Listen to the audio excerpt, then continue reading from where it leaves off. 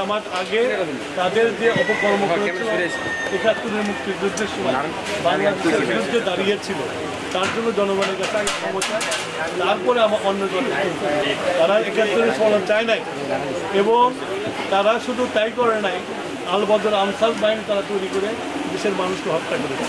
সুতরাং এইগুলো জামাত কি বললো, এটা বিএনপি বিবেচ্য না। বিএনপি বিবেচ্য বাংলাদেশের মানুষের ভোট অধিকার হরণ হয়ে গেছে, সেই ভোট অধিকার ফেরত নিয়ে এসে অর্থাৎ সুষ্ঠু নির্বাচনের মধ্যে জনগণ যাকে যাবে তাকে নির্বাচিত করবে, করে তাদের সরকার তারা করবে।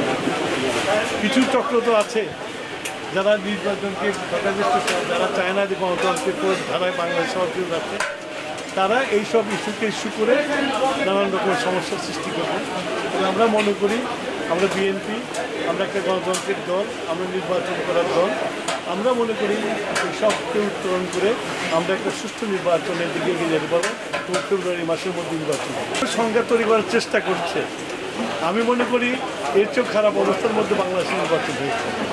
সুতরাং নির্বাচনের সাথে এটার কোনো সম্পর্ক নাই। এটাকে বোঝাই যাচ্ছে গত কিছুদিন যাবৎ যেসব ঘটনা ঘটছে পরিকল্পিতভাবে ঘটনা হচ্ছে। অ্যাক্সিডেন্ট এই দেশে অনেক হয়েছে, গার্মেন্টসে পুড়ে মারা গেছে, অনেকের হয়েছে।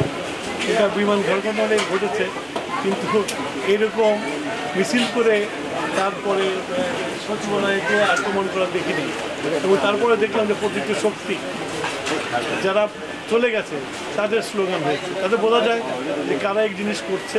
এবং এই ঘোলাপানি যত ইলেকশন দেরি হবে তত ঘোলাপানিতে মাছ শিকার করা নিজের জন্য সুবিধা হবে।